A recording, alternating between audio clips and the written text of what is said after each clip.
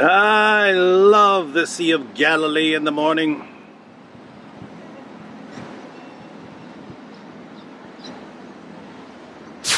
All right, we are in Magdala, town in northern Galilee. It was a fishing village, and this was the home of Mary Magdalene.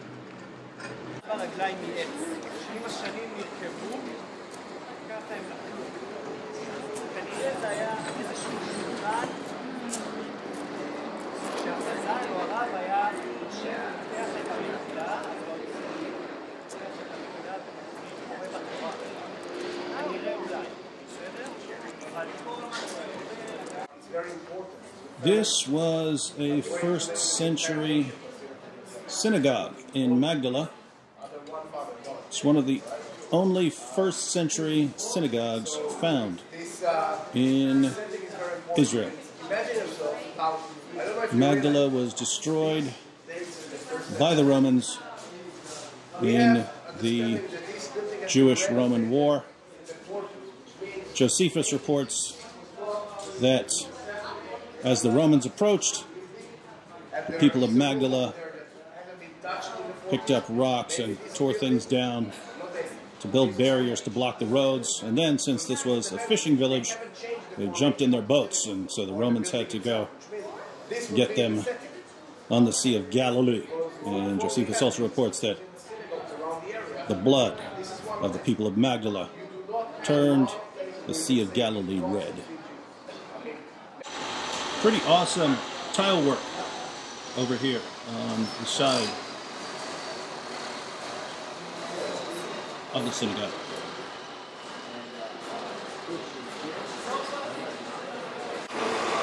This is the Migdal stone. You can see the menorah on it, and this is the earliest instance found of a menorah in Galilee.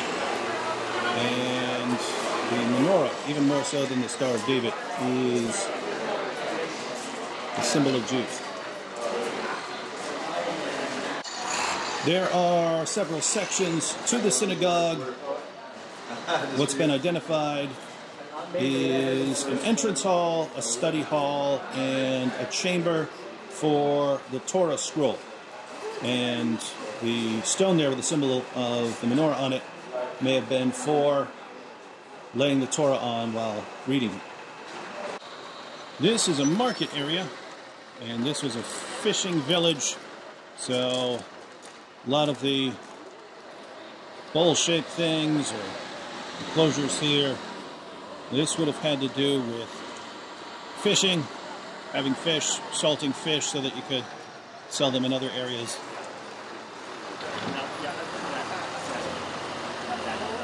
This is what's left of a first century road. So this is what would have been blocked by the people of Magdala as the Romans were approaching.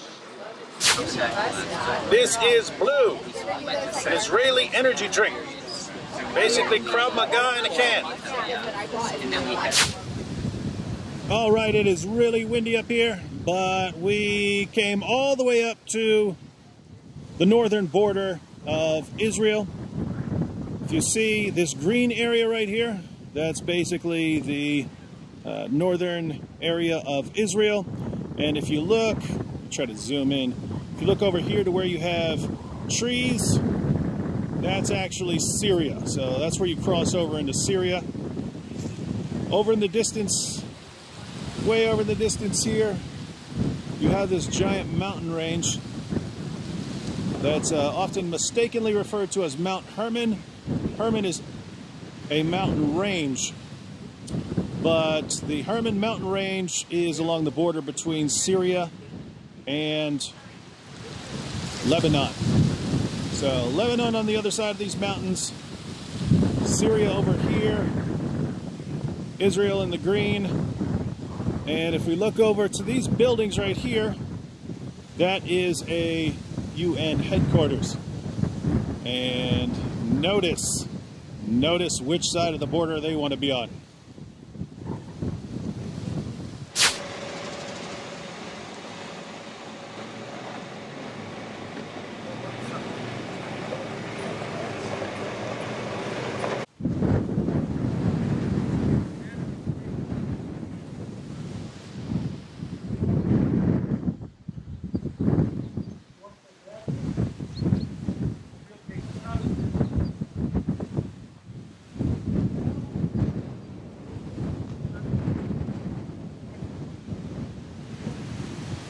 Came up on the roof of this building. This used to be the Syrian military headquarters,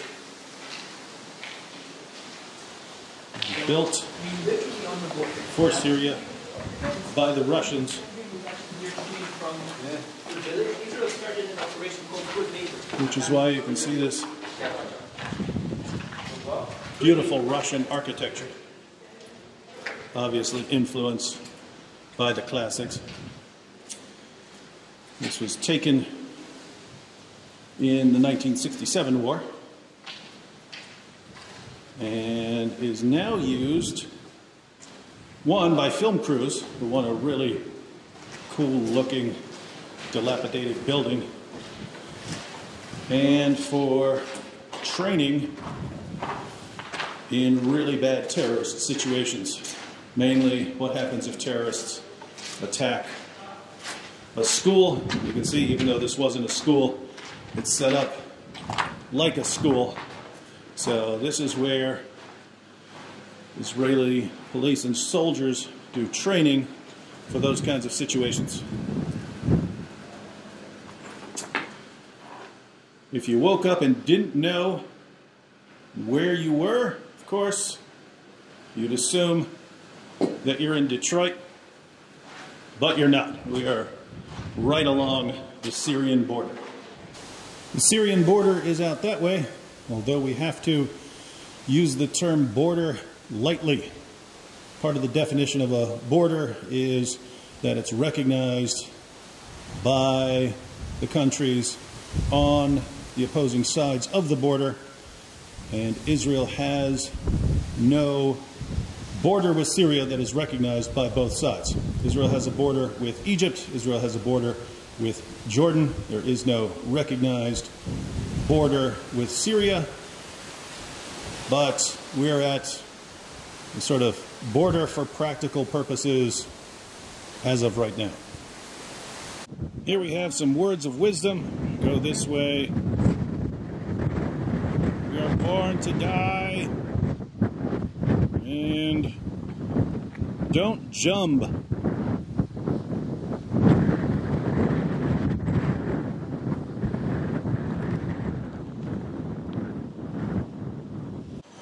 This building reminds me of Sam Shamoun's YouTube channel.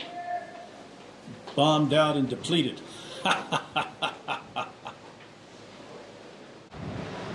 The Russian contribution to global architecture. Massive overuse of rebar.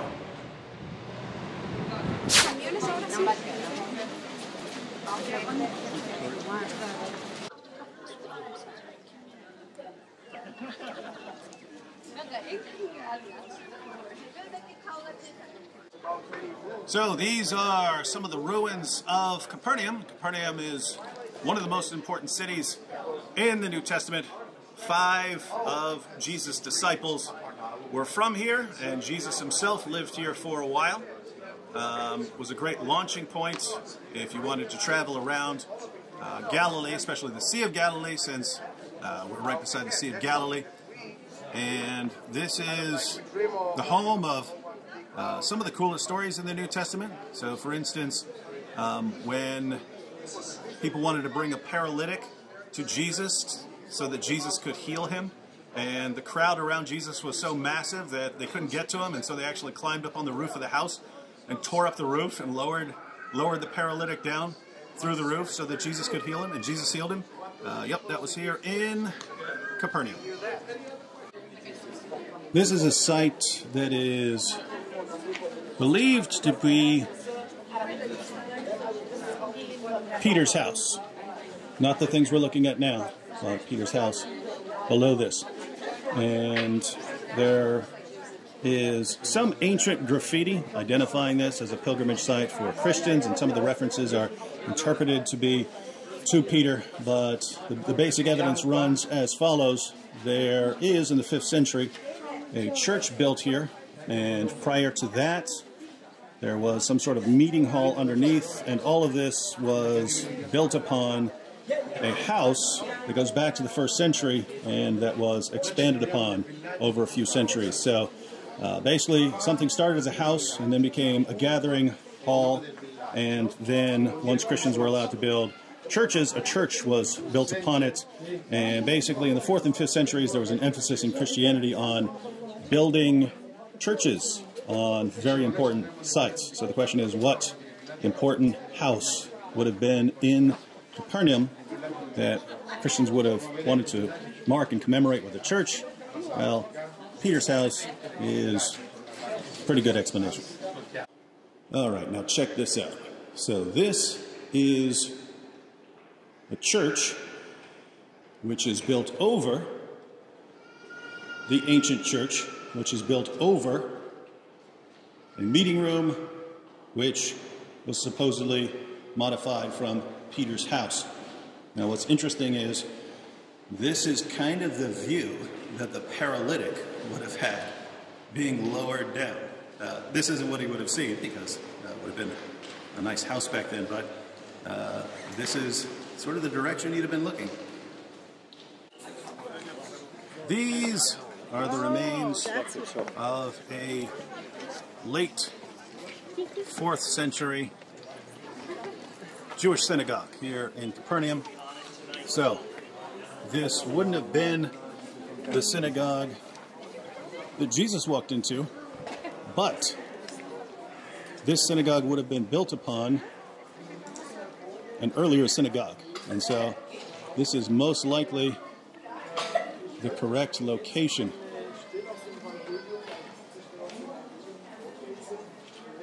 And so we are walking where Jesus once walked.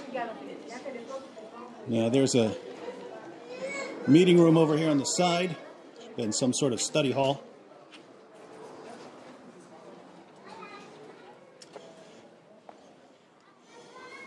So this is a very large synagogue. Now here's something that's cool. Over here, not sure you can make that out. Oh yeah, it looks good. You see these marks on the floor, little squares? There were apparently games etched into the stones for kids to play. If you needed to quiet some kids down, you'd give them a little game to play. And possibly games that were meant to teach them the Torah.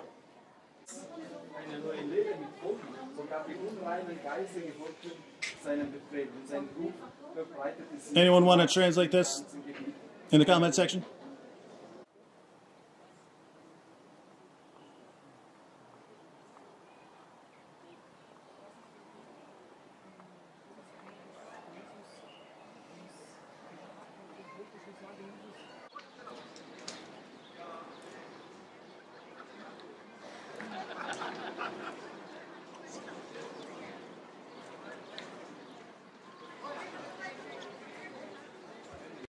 If you want to know how close Peter would have been to the water, this is a modern church built over the traditional site of Peter's house, and that is the Sea of Galilee.